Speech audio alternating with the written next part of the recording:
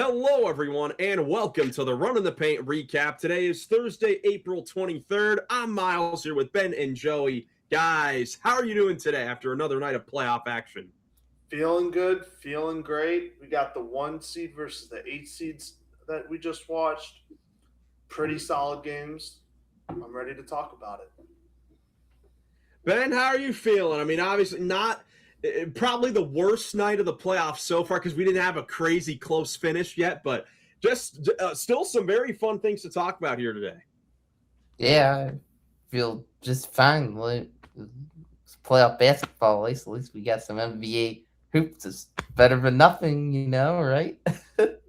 100%. Couldn't agree with you more. So let's get into it. Like Joey said, the two 1-8 matchups. Let's get started in the Eastern Conference with the more interesting game coming into the night between the Detroit Pistons and the Orlando Magic after the Pistons had lost game one, wire-to-wire loss to the 8th seed, which had never happened before in NBA playoff history. Pistons came back here in game two and made a statement, winning game two 98-83. Yes, this isn't 2008. We're in 2026. That is a real score. In a grinded out physical game where Detroit blew the game wide open in the third quarter, got off to a 30-3 start to the third quarter to just completely blow the game open. Ben, I guess let's start off before we get into the third quarter. The first half was just a physical, grinded out, defensive minded, old fashioned playoff game between these two gritty teams. Yeah, it was indeed, boy. Uh, Low scoring still in the first half. It was only tied at 46, I believe, at halftime. And yeah, I wasn't too surprised by it because these teams would come to play physical, play some good, tough defense, which they did, especially the Pistons early on. Wow, 7 blocks in the first quarter. I saw that tied first for a record of playoff game thing for the NBA. That was quite impressive. Pistons, they did great, early on, setting a good tone with getting big stops against the Magic, and it just continued all throughout the game for them. Yeah, Joey, a lot of physical play in the first half of that game where really it didn't feel like anyone was able to get it going besides Jalen Suggs for the Magic and Cade Cunningham for the Pistons. Like both guys had a third of their team's points by halftime. It was just, crazy to see that both teams, it felt like neither one could really pull away there for most of the first half. Yeah, it was a really fun first half. They kept showing Isaiah Thomas and Rip Hamilton and Ben Wallace all at the game. And I'm like, man, those championship teams that they led for Detroit were hard, physical defensive led teams. And you got to see it tonight and right Detroit again. Like it was nice to see them play back to how they were in the regular season. Honestly, not a great offensive team, but defense very physical, and Cade Cunningham is a superstar, so he'll carry the offensive load, which is exactly what happened. Still need a little bit out of Duran. He played a little better, but not great. Shooting the 3-point shot was still also really rough for them. So not a perfect game by all means, but a very big get back game that Detroit needed to show in front of the home fans before they went to Orlando. Yeah, their first home playoff win in 18 years. They had lost 11 in a row, which was the longest streak, I think, in the NBA. So a much needed victory for them to get it. Ben, let's talk about the third quarter where Detroit completely dominated. How often do you ever see a team go on a 30-3 run at any point in a game? Nevertheless, a playoff game that was tied at halftime, and you look midway through, it's a 25, 30-point blowout. Yeah, that surprised me. That's for sure. I was the only one in our group chat who picked the Magic to win. I thought the Magic were somehow going to possibly win again. I don't know. I was feeling good and more confident in them after what they showed in game one. But man, after halftime, I was like, wow, okay.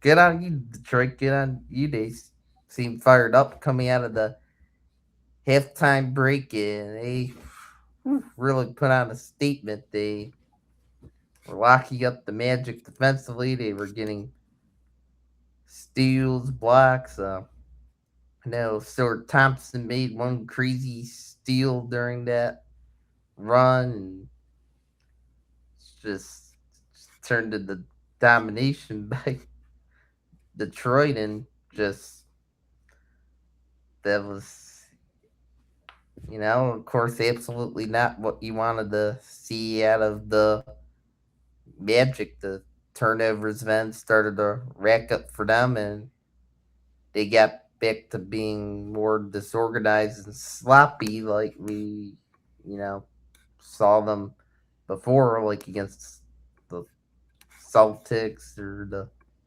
76ers. It was more back to the stuff he didn't want to see on offense, and just their entire play in general there. Yeah, I mean, the Pistons just completely locked up the Magic, who are, of course, not a very good offensive team. I mean, it was crazy in the first place that in the first half they shot, a very low percentage, 32% from the field, but it was a tied game still, because they were doing a great job of getting to the free throw line. That was a big thing that I noticed in the first half. They got to the line 21 times. Nearly everyone who played for them in the first half got to the free throw line. They kept missing them. They missed a bunch of free throws. Both teams did throughout the game. Like, this was a very ugly offensive game.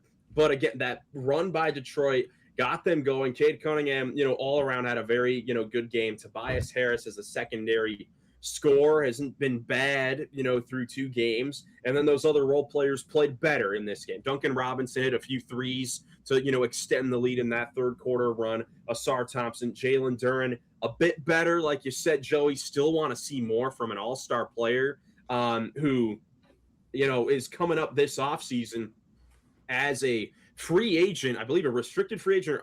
He is a free agent this offseason here, because he didn't get an extension last offseason. You hope that this isn't a situation where he's losing some money here from his performance so far in the playoffs. But overall, great team performance by the Pistons. Isaiah Stewart was great off the bench as well. Still some erratic play from Danis Jenkins, who's had 2 very, meh games so far this series, but did a great job against the Magic of not allowing them to really get anything going. I mean, besides Jalen Suggs, who even himself didn't have a very efficient game, everyone really struggled, especially when you look at Franz Bain and Wendell Carter, who all were great in game 1. Yeah, this like I said in the pre-pod lobby, this is the Orlando we know and love. This is what you saw all season long. Really good game for one game, and you're like, oh my gosh, now I see why there's so many expectations of them to be better. And then the very next game, it's just terrible. Just terrible. I'm sorry, you just got to be better, Paolo and Franz. You just have to. Jalen Suggs scoring that much and doing what he was doing, that's what they need out of him. Even though it wasn't super efficient, they need him. But Franz only taking 11 shots, that's just not good. They need to get them going somehow, some way better. I don't know how they do it. They just got to make shots. That's just what it is. They got to be the leaders. Yeah, and I mean, for Orlando, I think that you come out of these 2 games, and I think it's a win. I think it's a success what they got out of it. I mean, as the 8th seed, taking game 1, I mean, to call it like it is, the Pistons, won going away because of that dominant run in the third quarter. But you take away the third quarter, Orlando was right in there. Again, it was a tied game at halftime. and they, outscored them in the fourth quarter. Like, if it wasn't for the third quarter, Orlando outscored Detroit 67-60 in three quarters, which, super low scoring, but in three quarters they held Detroit to 60 points because of their defense was very good. So, it's one of those things where it's hard to determine like how you feel. I think for Orlando, it's a successful, start to this as the AC coming in here and getting a split on the road. And then for Detroit, I'm curious to hear what you guys think about Detroit. Like, how do you guys think Detroit should be feeling about this 2 games in after not looking their best in game one? And again, in this game, dominant third quarter. But I mean, I feel like Orlando has controlled this series for probably 6 or 7 of the 8 quarters of this series. Well, I think Detroit is feeling okay. I don't think they're feeling bad. They at least bounce back tonight and look more better, but I don't think they have to be feeling great because now, like, it's 1-1. I'm sure they were hoping ideally to be a 2-0 and be in a more comfortable spot going into Orlando, and it's not going to be easy going down to Orlando to play the Magic there. They know that. The Magic, I've seen, play well on their home floor before in playoffs and make it difficult on opposing teams, and Detroit's gotta continue to be ready to be physical and somehow bring it to try to get themselves a series lead when they're playing the down in Orlando in the next few games. Yeah, I agree. If I was Detroit, I would be like, yeah, it's fine, but especially with how bad they're playing, because they're still not playing up to their potential. They're still not hitting shots like, and Jalen, like we've said, but once they get somebody else cooking outside of Cade Cunningham and someone else can put the ball in the net consistently, they'll be fine. But I would be a little nervous that if I was Pistons fans, just because the same issues you saw in the regular season are still here. Cade Cunningham will get his, but nobody else can step up, and it's kind of a game plan you've seen before to combat against Detroit and a couple of their losses. And you're seeing that here again, at least in that first game. Hopefully that was just uh, a miss on, like, who knows? Maybe that's just an anomaly that Orlando played that well, but you can't hope on that. Yeah, I mean, that's what's going to make this series so interesting as it now shifts to Orlando because, like, who knows what you're going to get from these two teams in this sort of series. Like, you see it here where it's a, low scoring game because these aren't crazy good offensive teams, of course. They thrive off their defense. And yeah, I mean, going to Orlando in a playoff scenario, Orlando has been a good home playoff team, in this iteration of their team. I want to say they're 4-1 over the last 2 years at home in the first round because they won all 3 games against the Cavs in 2024, including a couple blowouts. And even last year against Boston, I mean, they won game 3 and put up a tough fight in game 4 against a really good Celtics team. And even this year in the Eastern Conference, they have the second largest differential between home wins and road wins. They've won 6 more home games than road games this year, which is the second largest differential in the league behind the Knicks. So they play a lot better at home than on the road. It should be very interesting going to Orlando for game 3. I guess finally, before we move on to the next game, I know we kind of touched on it, but which team do you feel like should be feeling better about their position and the way they've played through these first 2 games, Detroit or Orlando? I would probably say Detroit is probably feeling a little better just because you did get a better game out of kind of everybody.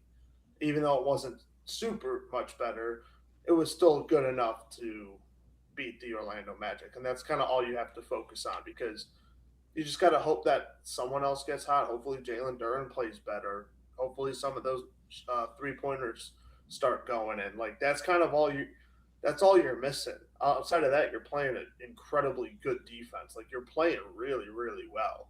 It's just the shots aren't going in. Ben, what do you think? Yeah, I think I agree. Joey Detroit by little bit. They at least won, and their defense was super good, and I'm sure they were happy about how they responded after halftime and had that huge, big run as we talked about. But I think Orlando's feeling it all right too, being tied 1-1. I'm sure they were happy that they still won Detroit, but now, we'll like to play better after this game 2 loss when they get back home to deliver, happiness to their home fans and play the song at home. Oh That yes. that's right. The Pistons, though, getting the victory to even up the series in game 2, winning 98-83. 83 points in 2026 is a little crazy. That's bad. That's really, really bad. I'll look real quick as we go to the next game to see like what was the lowest scoring game of the season by a team, because I don't even know, because offenses break records every single season. But just a great defensive performance by the Detroit Pistons. In the Western Conference, the 1-8 game, the Thunder defeated the Suns 120-107 to take a 2-0 lead in that best of 7 series. Much better fight from the Phoenix Suns in the fourth quarter. We were on here saying last night, is this going to be a 25-point game? Looked like it was going to be early on in the fourth quarter, but the Suns fought back, made some plays down the stretch, led by Dillon Brooks, who went off for 30, ended up fouling out. I mean, it was like the full Dillon Brooks experience, going at Shea, him getting into it with Lou Dort. But once again, Ben, kind of the same old story here with the Thunder forcing a bunch of turnovers and scoring off them pretty easily. I mean, the Suns had a much better offensive game, and of course it was still competitive, but still it came down to the Thunder scoring off of the turnovers.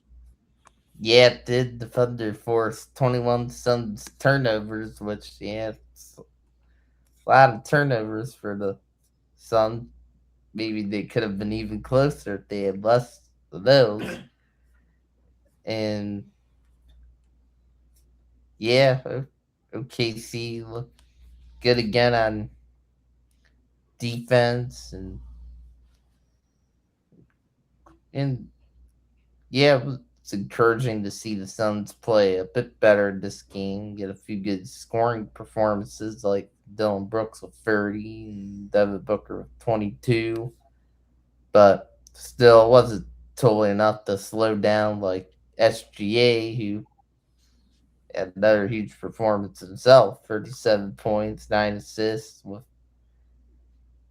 Chet Holmgren complimenting him well. 19, and AJ Mitchell had a nice scheme off the bench. 14 points, 5 rebounds, 5 assists. So that was big, getting that production from him off the bench. While also it was big with Hardenstein getting, some nice rebounds, 6 offensive rebounds from Isaiah Hardenstein. Yeah, I mean, the big thing to note from this game, of course, for the Thunder was, J-Dub, who, had a great game in this one as well, 19 points, but went down in the third quarter with the left hamstring injury. It was the right hamstring that cost him a whole bunch of time during the regular season. So, of course, it goes without saying, hope for a speedy recovery for J-Dub, but we'll now wait to see how long, it'll take. He didn't return to this game. You'll wonder if, what his status is going to be going forward, in this series, if he can return. Not like they need him for this series, but of course, you don't want one of your all-star players to be out for an extended period of time. Definitely not. I would say no matter what, rest him for the rest of this series because, like you said, they don't really need him. They played enough of this season without him that they're still that good.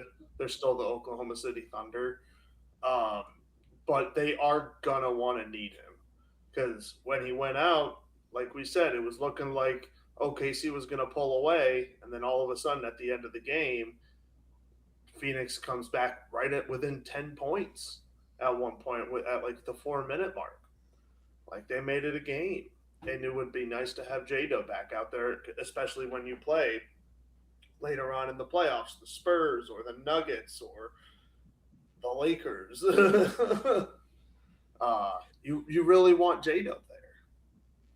Yeah, no question about it. So we'll just have to see the severity of the injury. Like it obviously looked bad enough for him to, not be able to play and for us to be talking about it, but he was able to, still walk, it off. Like it wasn't anything crazy like that. We'll have to see the severity, of the injury. I Googled the timeline for hamstring recoveries, and it really shows that it depends on the severity of it, because it says the recovery can range from a few days to 3 months. It's like, all right. I think that very helpful. So it's going to come down to the severity of the injury. Luckily for the Thunder, they're on the right side of the bracket there, to where they don't have to play a Spurs or a Nuggets or Timberwolves in round 2, and it is the Lakers most likely, or if the Rockets can come back, they get the better piece there. But Thunder just looking impressive. Suns, showing a bit more fight there. Got to give them a lot of credit for not quitting and continuing to fight there, which is something that we hadn't seen the last couple of years. I mean, this has just been a really successful year for the Suns, even if it does end in a sweep in the first round. They've played very well. Shout out to Knicks boy Kaman Maluach, who's getting thrown into the fire here in the playoffs and not playing too bad for a backup center in his first real NBA minutes there. But Thunder looking good, up 2-0. Yeah, Phoenix played a better game, but come on, I don't see how they could play that much better, other than maybe Jalen Green doesn't chuck up 23 threes or 23 shots and only makes not 23 threes, but 23 shots and only makes 8 of them. Like, he could be a little more efficient, or maybe you try to get Devin Booker going. Outside of that, you played a really good game. You can't. You're just not at the Thunder's level. That's just what it is. No, and the Mark Williams injury for them is huge as well, because he hasn't been able to play, and it's just in this sort of matchup, like, that's just such a big loss, because you're going up against Chet Holmgren and Isaiah Hartenstein, and you've got Oso Ighodaro and Kaman Maluach as your centers, with Dylan Brooks, Royce O'Neal, Ryan Dunn having to play the 4. Like, that's just a stark difference there, size-wise, skill-wise, experience-wise. Like, it's just a tough series for the Suns. Joey, it's hard for them to play much better. I mean, do we all think that this will end in a sweep, or can the Suns get a game at home? What do you guys think? It's very unlikely, but I think the Suns can get one, though it is very unlikely. I know I predicted a sweep, but they showed me a little something. They showed me a little something this game. Yeah, we all said sweep. Ben, what do you think? Any hope for the Phoenix Suns as they go to the Valley of the Sun?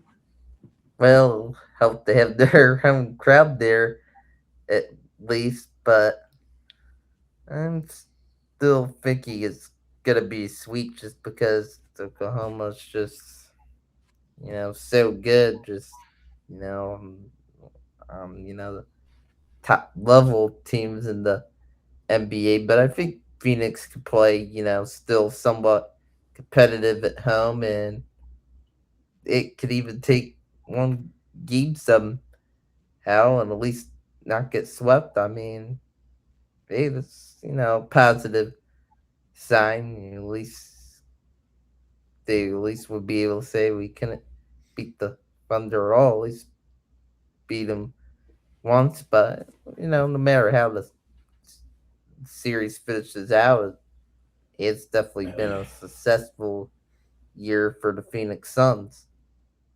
Yeah, no question about it. Before we move on to looking at tonight's games, which is going to be a lot of fun to preview the 3 big games that we have tonight, did confirm the Magic's 83 points is the second lowest scoring game of the entire season.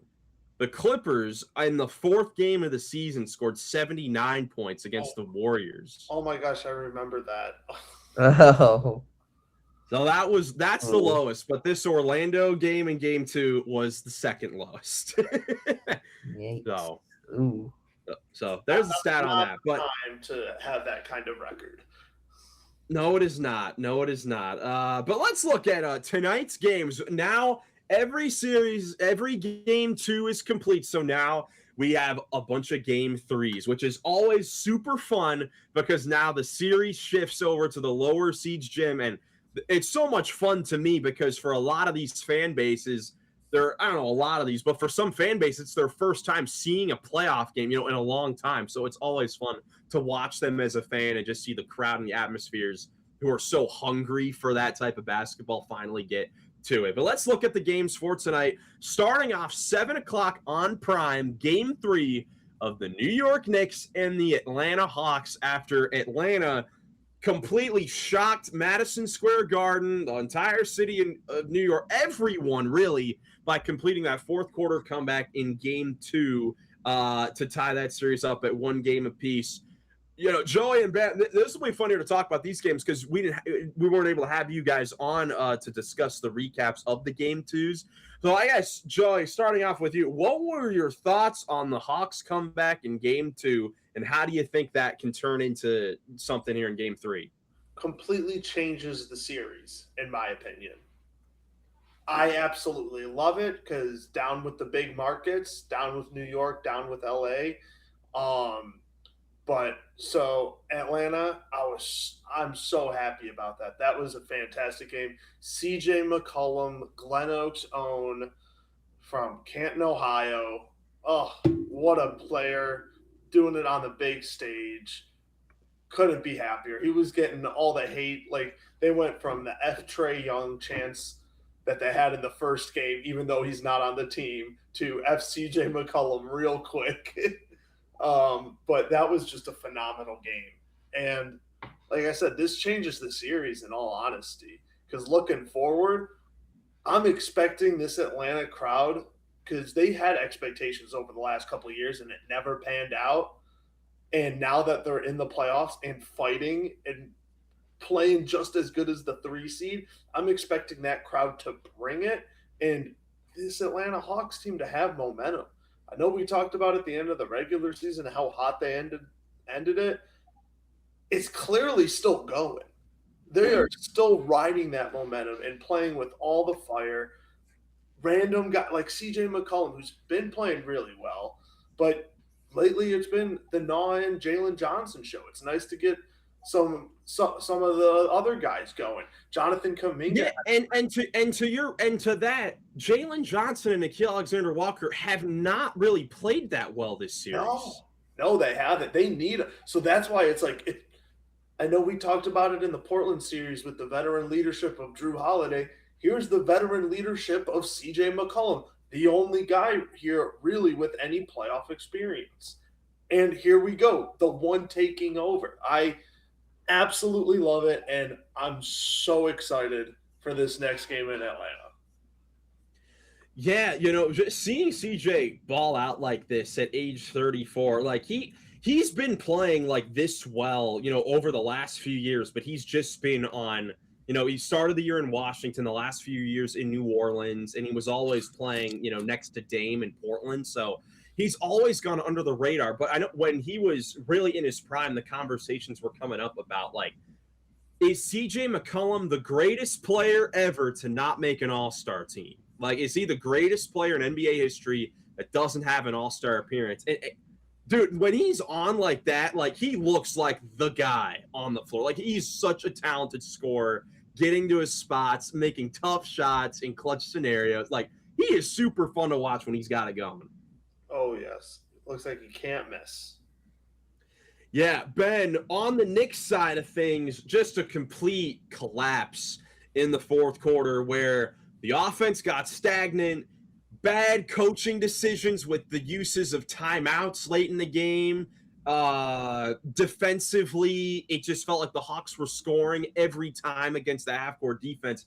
I mean, what do the Knicks need to do here as this shifts to Atlanta where that team now has the momentum?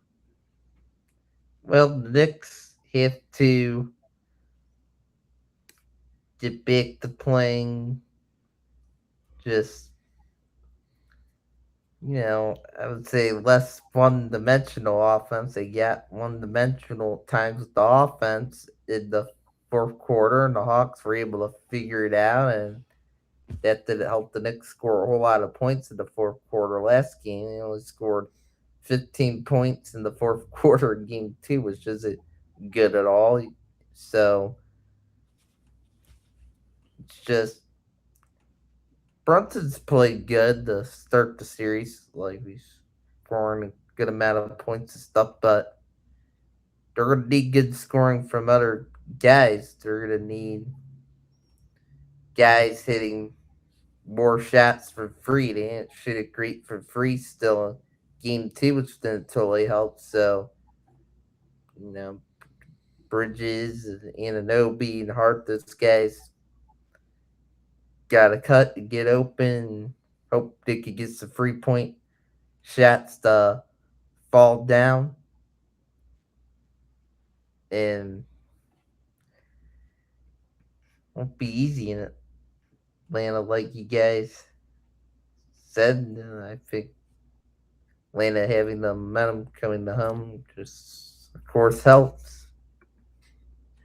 Yeah, that's an atmosphere that I'm interested to see how, I'm excited to see how the turnout is for that game, because the Hawks have been it feels like they've had a very indifferent like fan base. Like there's, because there just hasn't been a whole lot that's happened there. Like this is their first they've been in the play-in tournament a lot over the last few years, but this is their first time in the actual playoffs since 2023. And this is the first time that they've really had momentum going into their home games in the playoffs since 2021, when Atlanta split against the New York Knicks in the first 2 games of that series. And even like before that, prior to that, it wasn't like it was like the Al Horford, Paul Millsap, Jeff Teague Atlanta Hawks like now 10 years ago. So they haven't really seen a whole lot of major success there and a lot of momentum going into those home games for a long time here. So I'm very excited to see how that crowd comes out. Now, of course, Knicks fans are always going to travel, but that should be a lot of fun. And I'm not really sure who it favors going into this game.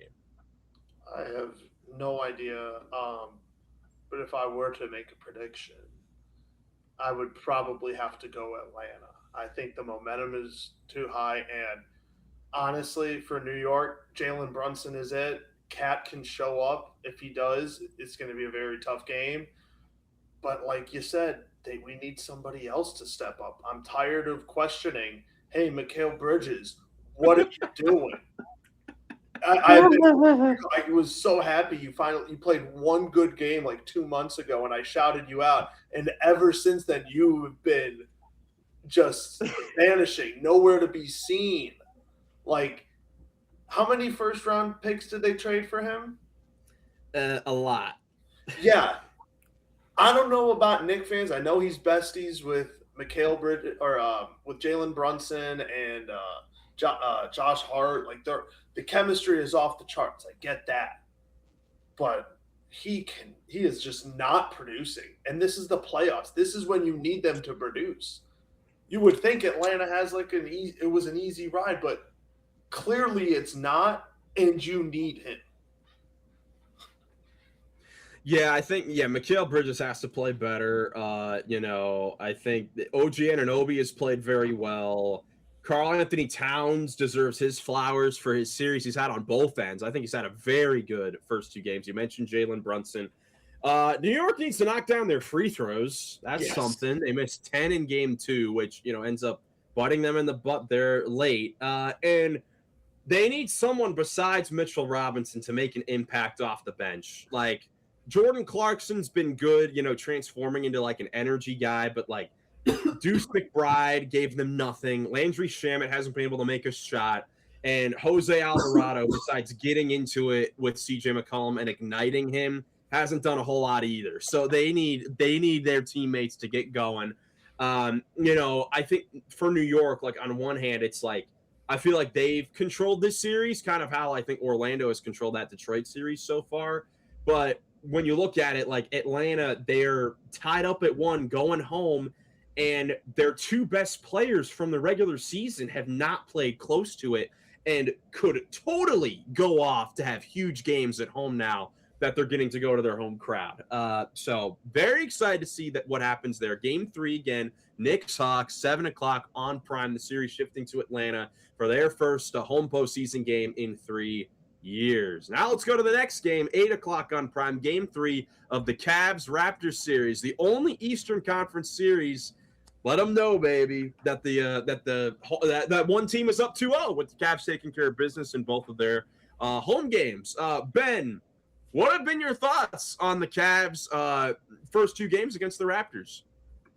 Overall, happy by the start of the series by the Cavs.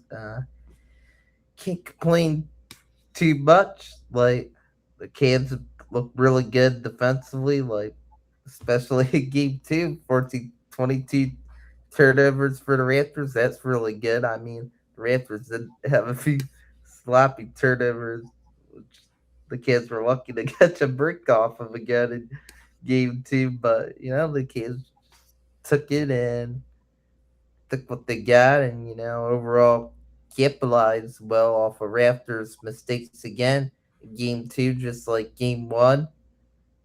And overall, I'm still proud of Mitchell and Harden, who had other good games in game 2, and Evan Mobley. So far, so good for Evan Mobley these playoffs. He's playing tough, playing pretty well defensively, and the offensive game has looked good from him so far in the playoffs. He chipped in with a big 25 points for the Cavs in game 2, which really helped. But the Raptors looked a bit better against the Cavs, and I think this game 3 could get interesting. I'm excited for it. Yeah, I've mentioned, fan bases that haven't seen a playoff game in a while. This is the first playoff game for Toronto fans since 2022, and they've got one of the best crowds in the business. So can't wait to see how the Jurassic Park comes out, for that game. Joey, what have been your overall thoughts? I know, obviously we're all Cavs fans, but I know you sometimes are the most critical of what you see on the floor sometimes. So what are your thoughts on the first 2 games? Yeah, me and Nick are more reality checks on our Cavaliers. We like to keep it real, so I'll keep it real. Outside of the Oklahoma City Thunder, we're the best looking team in these playoffs. Like, we talk about all these other teams that, like, their problems that we saw in the regular season, they're showing in the playoffs. One of the biggest critiques I had of the Cavs this regular season, especially recently, was our 3-point defense, especially, and Evan Mobley not being aggressive and not looking that great. And like Ben said, our defense has been fantastic, completely flipped the script. I know Toronto's not a great 3-point shooting team, but at least from what I'm watching, no more wide open 3-point shots. We're at least trying to close out. We're showing the effort, which I didn't see at all over the last month in the regular season. And like you said, Ben, Evan Mobley, I've been very heavy critical of him over this year and over the last year. And this is the Evan Mobley I've wanted to see. Even the first game where he only had like 16 or 18 points, he looked aggressive. He was playing defense really, really well. He was going up for boards and grabbing them, holding them strong. I haven't seen this out of Evan Mobley all year long. Like, I would have been way more trustworthy in our team if I saw this earlier, but Evan Mobley has been really, really well. The big 3, Harden, Mobley, and Donovan Mitchell, have been fantastic. And I'll be honest, I'm very optimistic on the Cavs. On Toronto's end, Brandon Ingram, where the hell are you? Like, Scotty's doing all he can. He really is. RJ Barrett started actually shooting. All they needed was you. That's it. Just to make 15 points, 15 to 20. You should be to 20 to 25. But even 15 to 20, you probably could have won this game. Yeah, and he goes for 7 points on 3 for 15 shooting, 5 turnovers. He's had a bad series. He, this is one of those fun series as far, for Cavs fans, because I think I guess to start, the Cavs, I would say their entire starting lineup, I think they've all played very well. Like I mentioned Evan Mobley. He's looked aggressive. He's been very efficient. Donovan has been unbelievable. Harden has been awesome. Exactly what they've needed so far. Now I'm preparing, for the inevitable stinkers that he has because it is the playoffs and we know what happens with James Harden sometimes, but it hasn't happened yet, and it's been very fun so far. But even away from those three guys, I've loved the tone that Jared Allen has set in these two games, throwing down some monster dunks, some big time hook shots, making Jakob Pertl for the Raptors completely unplayable. And then Dean Wade, baby, clamping down Brandon Ingram. And what I was getting to is it's so fun because we've seen, watching this team up close for, the several years and for Dean Wade's entire career, we've seen the perimeter defense the whole way throughout his career. Like that's why he was such a valuable player, for an undrafted guy, because he's 6'9", he can make threes, but he can also guard, he can guard 1 through 4. Like he can guard on the perimeter very, very well. But over, every single year that the Cavs have made the playoffs, he's had some sort of injury, or some reason where he just hasn't played well to showcase his actual abilities to a national stage. Well, here you go when he's healthy and he's placed around, other great players. He's locking down an all-star and doing a fantastic job. Now, of course, he could be defending Ingram the same way, and Ingram could drop 20 or 30 in the next game. Brandon Ingram is that good, and I expect him to play a whole lot better, in Toronto.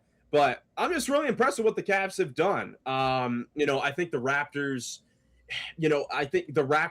it's hard to see what adjustments they can really make that can really help them. I mean, of course, the Emmanuel Quickly injury is a major one for them, because that's one of their major three-point shooters and pace, players you attacks with speed.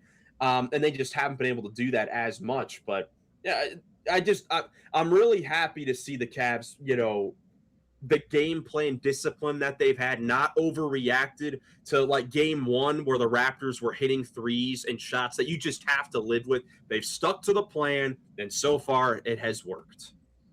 Completely agree. Another unsung hero that I'm just so happy he's back and healthy is Max Strus. He's been fantastic off the bench as well. Exactly. It almost looks like the Heat Max Strus that helped them get to the finals. In some cases, I feel like he looks better than that. Like his speed and aggression to the basket at times, his willingness to shoot, he's more efficient. Like I really like the way he's played. Hoping that some of these other role players can step up, because that's been something that hasn't been the best so far. But so far the Stars are leading the way. The thing that I'd be concerned with going into game 3 in Toronto is the fact that in game 2, I thought the Raptors, there were some possessions where like defensively they really struggled. But there were also like 5 or 6 possessions where the Cavs made a buzzer beater at the end of the shot clock, whether it was Mitchell or Harden, where it's just like, what do you do with some of these shots that they're making? And on the road in Toronto in a hostile environment, those same shots are not going to go in. So how can the Cavs make sure that they're not in those situations as much, where the Raptors role players will be playing better? We'll see if they make a lineup change for sure, going with like Colin Murray-Boyles, who's been one of the more impressive rookies so far in these playoffs, going with him at the 5, more Mamu minutes, Jacoby Walter. Like, I don't know. I feel like we could see some different things, from the Raptors as they look to get on the board in this series. But overall, Cavs have looked very good. If you guys had to wager what happens in these next couple games in Toronto, what do you think happens? As far as, do you think the Raptors will win? Do you think it'll be a split? The Raptors will win both? Cavs win both? It's a sweet one. What do you guys think? Right now, I'm thinking it's going to be a split. Like, I think Toronto will take one. I think the Cavs will take one. I think, I could see it in game 3 where Toronto takes it. They started to get better, in the second half against the Cavs and forced up those good defensive possessions. But the Cavs luckily got bailed out on some tough shots there. But, I think the Raptors are going to be feeling some more confidence going into home. And I'm thinking they could have a good adjustment maybe in game 3 just to get it done. Then the Raptors crowd, being tough on the Cavs, haven't played a playoff game in so long. It's like that, nice 6-man factor there. But the Cavs, they're still the better team than the Raptors. I expect them, like, even if they possibly draft game 3 to, like, you know, make good adjustments and take game 4. But the Cavs, no, still not to fool around with the Raptors. And they're going to come back hungry at home, and it's a tough environment to play. And Kenny Atkinson mentioned they're taking the preparation really seriously, and they badly want to go up 3-0. They have a comfortable lead in the series. And, if Donovan Mitchell, James Harden lead the way, have more big games, possible the Cavs could go up 3-0. And the Raptors really can't afford to turn it over a lot in game 3, or else it could help the Cavs go up 3-0 if that happens too. Yeah, Joey, what do you think? I wouldn't be shocked if they split, like we've been saying, Jurassic Park and that Toronto Raptors fan base and crowd, especially in the playoffs back when they had Kawhi and they won the championship. They are very, very, very loud, obnoxious, and great fans. So I would not be surprised if home crowd alone gets them through at least a game. But I'm very confident in the Cavs. I would not. I'm predicting a sweep now, to be honest.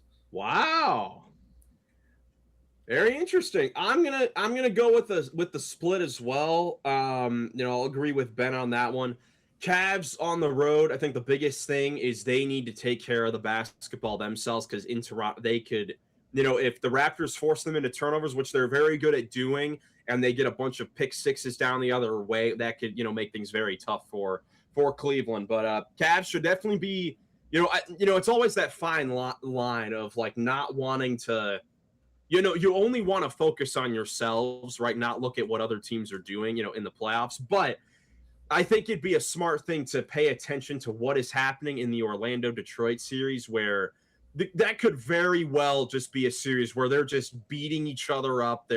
It's a very physical series through 2 games. And Cavs, if they can get this done quickly for rest, while those 2 teams are just bashing each other, that's what they need to do. But again, game 3, Cavs-Raptors, 8 o'clock in Toronto on Prime. The final game, 9:30, going to the Western Conference between Denver and Minnesota after the Timberwolves won game 2 after a crazy comeback after they got off to a horrible start in that game, started to attack the basket more, and ended up winning that game because they attacked the basket and because of the incredible defense that Gobert and McDaniels played on Jokic and Jamal Murray. Joey, what are your thoughts of this series through 2 games? Because it's been a lot of fun as anticipated. What have you seen? This is why we watch the NBA. This is why we've been loving the Nuggets Timberwolves over the last couple of years. This is exactly it. I'm absolutely loving this series. One thing I'm loving even more is the Ant Edwards press conferences after the game, because he's going to be getting fined a lot by Adam Silver, but he is absolutely hilarious. He didn't even have a good game, like supervision, like he said in his press conference. His was at like he did not like how he played, but he balled out. He absolutely balled out. He did what they needed. Timberwolves, they just know how to play the Nuggets well. I don't know what it is, how it is. They just do. Even like getting help from Dante DiVincenzo, who looked really well as well. Jaden McDaniels talking that crap as well, saying that they're all full of bad defenders. The entire team can't defend. And he named all the players. He just started naming them. Like, dude, have you guys ever seen that before?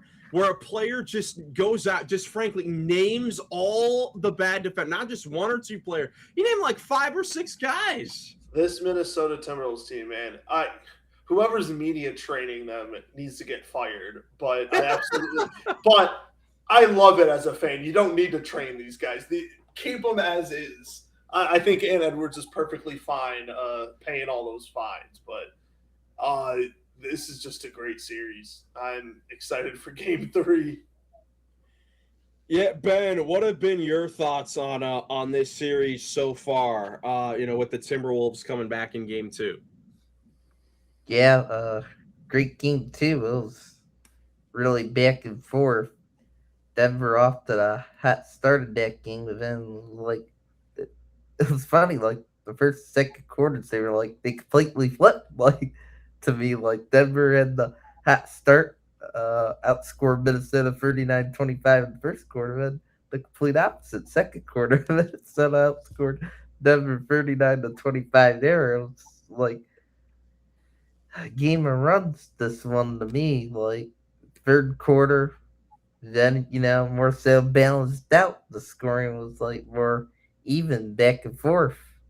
Both teams having a few good small runs there. But then come the fourth, got a bit back and forth to start. But then, like, towards the end, Minnesota just somehow found the way to go on a big run. They were the team that executed even better, and it was enough. If the Edwards, was great to see him more like himself. He had a big, 30-point game. Murray, Jokic had good games again. That still wasn't quite enough, and helped that, Randall himself stepped up as the second option with 24 points and 9 rebounds and 6 assists. So the Timberwolves star duo was able to, keep up, do really well, just like Denver's star duo, which, really helped in this one. And yeah, I mean, Timberwolves plays a great defense towards the end of that game. I think that maybe could be where McDaniel's confidence is coming from, but I don't really know how much adjustments these teams can make going into Game 3. They know each other well. I heard you mention that on the recap after the Game 2 miles, and yeah, I agree with that. Yeah, I mean, for those of you who missed it on the recap, I was saying, like, for most of these series, like, it's like the first time that these teams are really playing each other in a playoff scenario. So you're going to see adjustments throughout the series. But in a matchup where these two teams have seen each other, this is the third time in the last 4 years. This was the 14th playoff game they've played in the last 4 years, plus all the other regular season matchups because they're in the same division. They've played probably close to 30 games by the end of this series in a 4-year span, and they are both virtually the same. So it's like, how many adjustments can you really make on both sides? It just comes down to who plays better on the given night. And I think the thing that I mentioned at going into the series and what I've been paying attention to in every game so far has been, how these two teams have the two-headed monsters leading the way. When you look at Murray and Jokic, for Denver, Edwards and Randall, for Minnesota, if those 4 guys play to their capabilities, which they, for Minnesota, those guys didn't in Game 1, which is why they lost. But in this game, all those guys, played pretty well and came to play. It was going to be, who is the next guy? Who is that 5th best player overall in the game? And for Minnesota, I'd say both Jaden McDaniels and Rudy Gobert, man, playing amazing defense on Murray and Jokic, outshines Denver guys when, like, Cam Johnson had an okay game. Christian Brown had a good game, missed the free throw that could have tied the game. Tim Hardaway had a good impact off the bench. But overall, like, those guys can't be like the 5th best player in a game when McDaniels and Gobert are playing like that. And when for Denver, you get a rough game from Aaron Gordon, who just didn't have it in this one. That's the unfortunate part, but you're absolutely right. I'd like to even say, like, Dante DiVincenzo also had a really good game. I know I mentioned him earlier, but that's the thing. You're absolutely right. All 3 of those guys could have been like the 5th, 6th, 7th best player in that game, and they were all on Minnesota. Yeah, and that was the difference. I think the biggest thing of this series and the whole playoffs so far, potentially, like, if you look at like what is going on in the playoffs so far, and you had to take like a screenshot of a play that's happened so far in these playoffs, the end of game 2 here, where Denver is down by 2 with the basketball after Jokic had just posterized Rudy Gobert on that crazy play. When Jokic caught the ball on the short roll 8 to 10 feet away, and he passed it underneath to Christian Brown instead of taking the floater, like, that is the play that if Minnesota goes on to win this series, that is the play that's like, man, that totally changes things, because I mean, that's a shot we've seen Jokic make 1,000 times before. Like, it still blows my mind, like, why he didn't shoot the ball right there. No idea. It's great. He just needs to be more aggressive. Yeah. So, I think Jokic and Murray, they need to play better. I mean, Murray played very well, efficiently played, a great game, especially in the first half. Had the 5 threes, including that crazy half-court shot to tie the game at halftime. That was awesome. But Jokic, Rudy Gobert has done an unbelievable job guarding Jokic so far through these first 2 games. So he's got to try and find something. He's, the best player, one of the best players in the world, number 1 or number 2, depending on who you ask. He needs to find something. You can look at the counting stats, and he's had a great first 2 games, but efficiency wise, he just needs to be better. Like the jump hooks that normally go in, they have to go in. He can't be passing up easy floaters.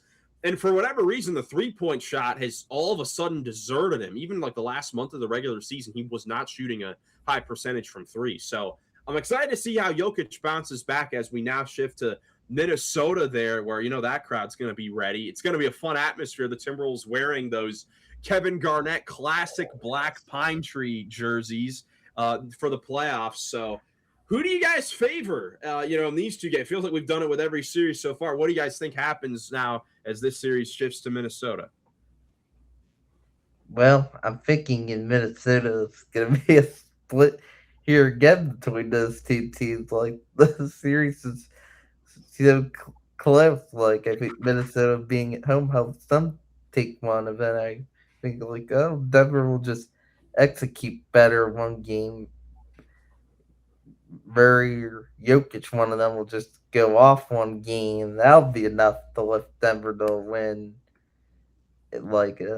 Denver could be feeling it a bit better one night, or Minnesota feeling it a bit better another night. What's the team to win that night? Like, the series is so close. It's like, I think got to give with the split here. Like, I think the back and forth play could continue, but Minnesota, should be feeling good after that last game, and now being able to go home to play in front of their loud, rowdy home crowd. Joey, what do you think? Yeah, I'd have to agree. It's got to be a split. It's just back and forth from these 2 teams. And I'll say it right now, book it. It's going to be 7 games. Just be ready for it. I'm ready for it. It's going to be a fun series. This is the series to watch. I'm curious. Okay, Joe, you did predict it. You did predict it. I did predict it. This series is just every year, every time they play each other in the playoffs, it feels like it's destined to go the distance. Or at least I want it to go the distance, because it's like a boxing match. It just goes back and forth. I love it. I think Minnesota wins the first game. Crowd's going to be fantastic. They're wearing those jerseys, those KG jerseys that are just full of aura, and it's going to be fantastic. But I don't think Denver loses 3 in a row. They'll come back. They'll learn. There's no way they go down 3-1. I think it'll be 2-2 after 4. Yeah, I mean, this is a series that seems destined to be split after 4 at the very least. So, that's what I'll pick as well. But I will go on the record and say that out of these 3 series, I think this is the series where it's most likely where one of the teams wins both games. And I think Minnesota could win both games because defensively, they looked very good. So I'll go on the record that out of these 3 series, I think this is the most likely to be a 3-1, series, as far as one team winning both of the games, with Minnesota doing it. I'd honestly be shocked if Denver won both games on the road. Don't let our good friend Riley hear you say that. Hey, we got ethical hoops versus what? Jaden McDaniels.